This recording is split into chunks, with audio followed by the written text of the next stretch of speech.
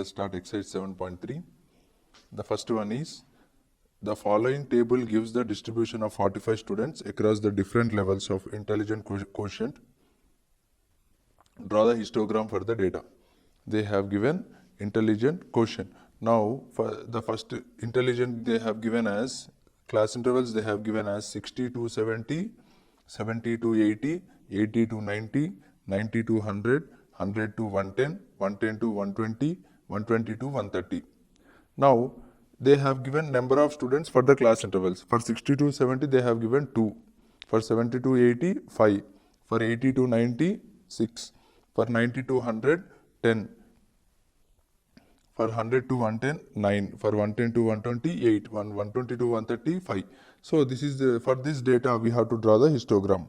Now here the given distribution table is already in the exclusive class intervals only. No need to change now.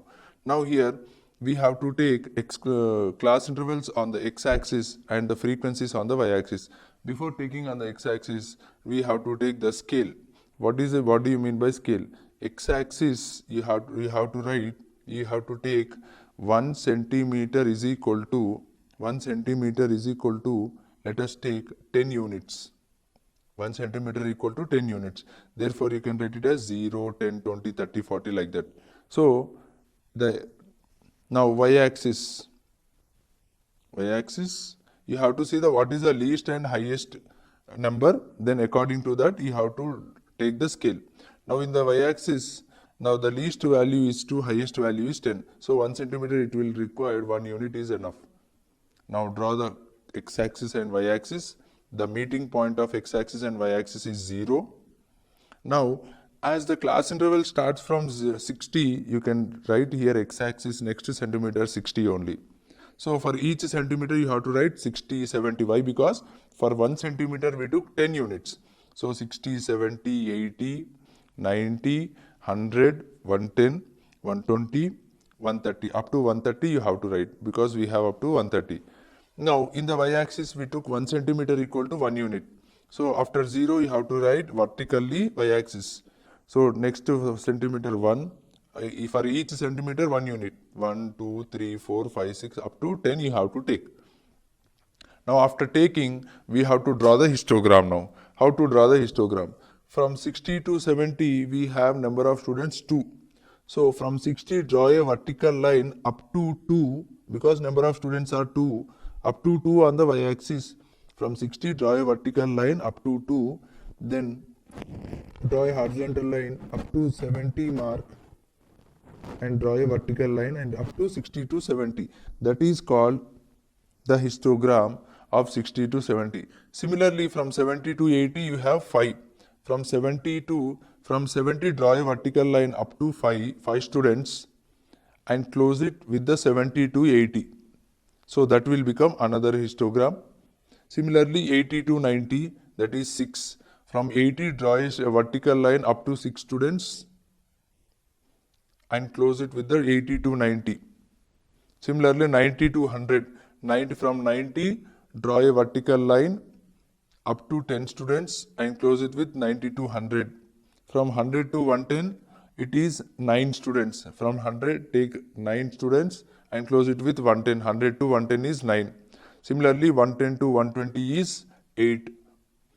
120 to 130 is 5. So, by like this, we have to draw the histogram. Now, let us see the third problem. Third one, weekly wages of 250 workers in a factory are given in the following table. 250 workers. Construct the histogram and frequency polygon. Construct the histogram and frequency polygon on the same graph for the given data. First, we have to construct the histogram. By using the histogram, we have to construct the polygon, frequency polygon. Now, let us see what they have given, that we will write. Class intervals as 500 to 550. Next class interval 550 to 600. Next class interval 600 to 650. Next class interval 650 to 700. Next one 700 to 750. Next one 750 to 800. Now number of workers. Number of workers is nothing but frequency. They have given 30, 42, 50, 55, 45, 28. So by using this, first we have to draw the histogram. Similarly, first to take the, as this is also exclusive class intervals, no need to change. Now take the x-axis. X-axis we have to draw the class intervals. 1 centimeter equal to 100 units I am taking because it is in hundreds. Now next one, y-axis. Here we have least value and highest value is 55. So I am taking 1 centimeter as 10 units. 10 units. Now draw the x-axis and y-axis. The intersecting point of x-axis and y-axis, make it as 0.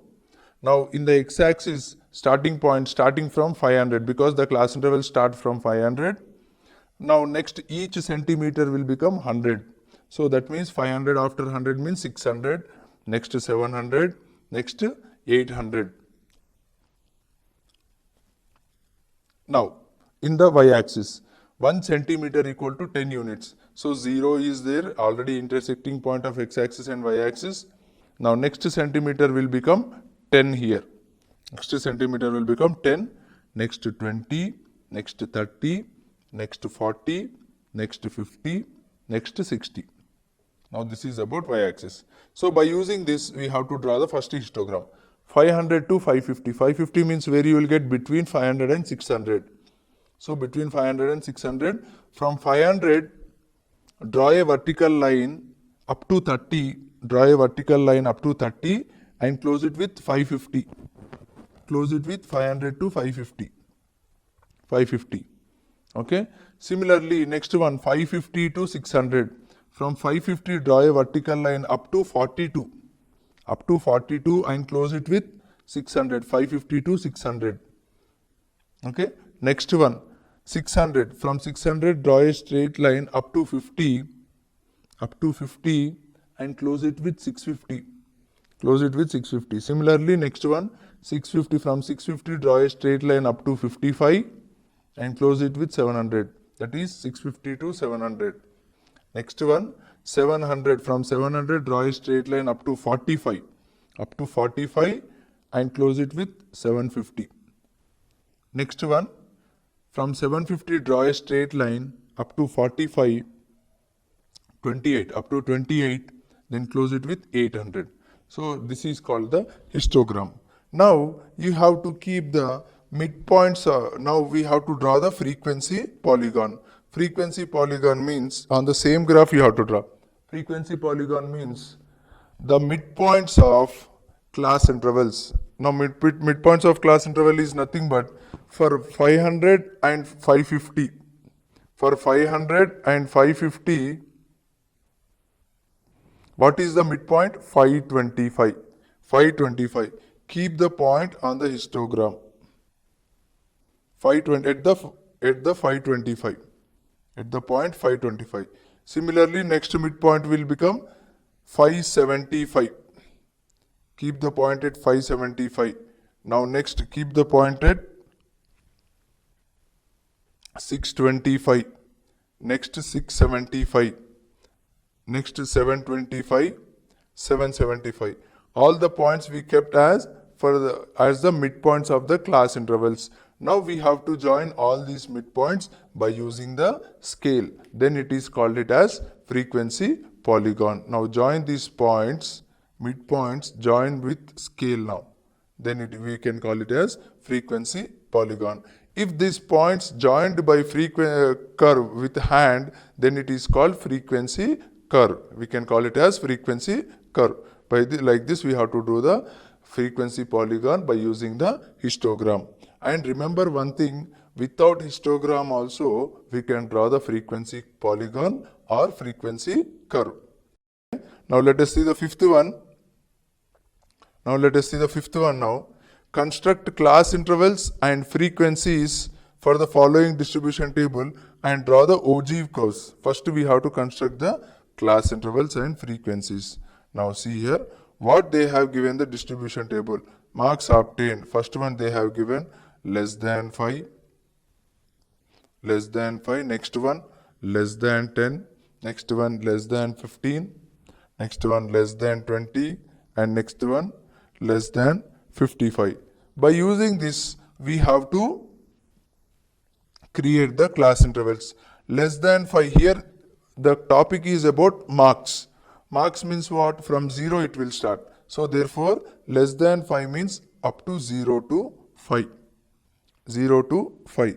Next one, less than 10 means 5 to 10. Next one, less than 15 means 10 to 15. Next one, you will get 15 to 20. Next one, 20 to 25. Now, number of students they have given as 2, 8, 18, 27, 35. By using this, by seeing this, what we can know that it is in the form of less than cumulative frequency. By using this less than cumulative frequency, we have to construct the frequency now. Less than, because it looks like adding from top to bottom. It is in the less than cumulative frequency form. Now we have to convert into frequencies. Now write the first one same, 2.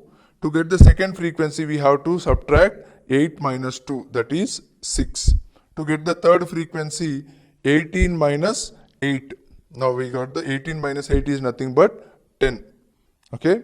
Now next one, 27 minus 18. To get the next frequency, 27 minus 18. Then you will get 9.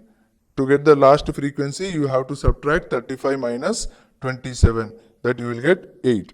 Okay. Now we have constructed the class intervals as well as frequencies now.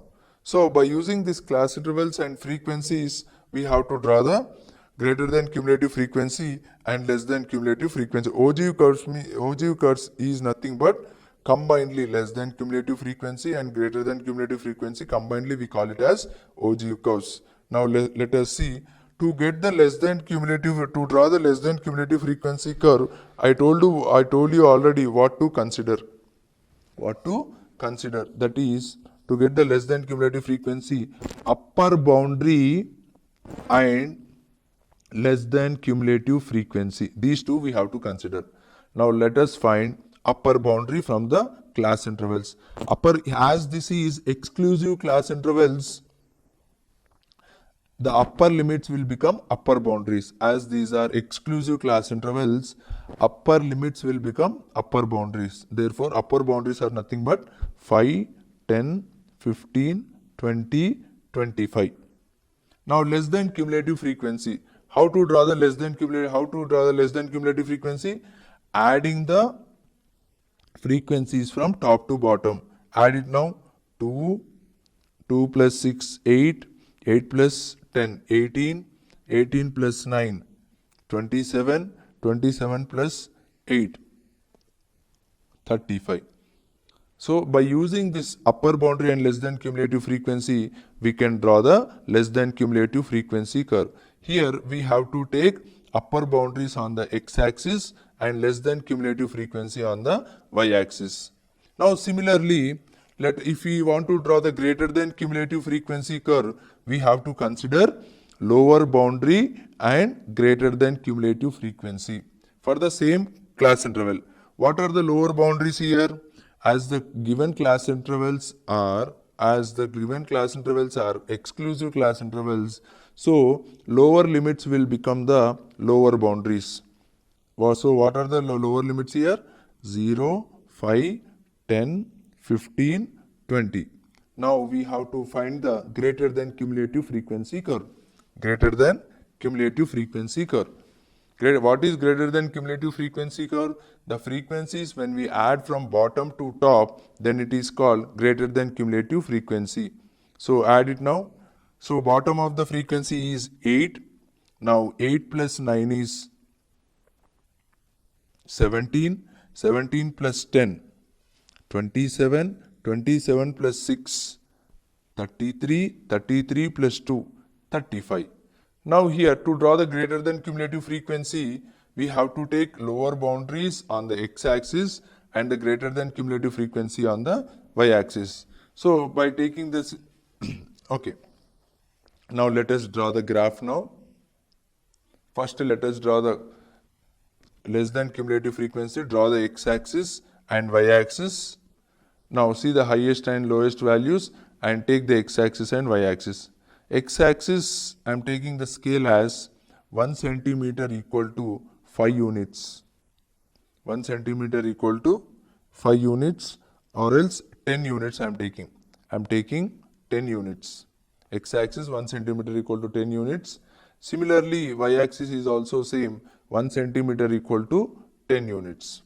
Now, the intersecting point of x-axis and y-axis. Draw the graph, x-axis, y-axis. The intersecting point of x-axis and y-axis we call it as 0. Now, next draw the centimeters. 1 centimeter we have drawn 10 centimeter, 10 units. So, 10, 20, 30, 40, 50, 60. Enough. Similarly for the y-axis also, draw here also we took the 10 units for each centimeter. 10, 20, 30, 40, 50, 60.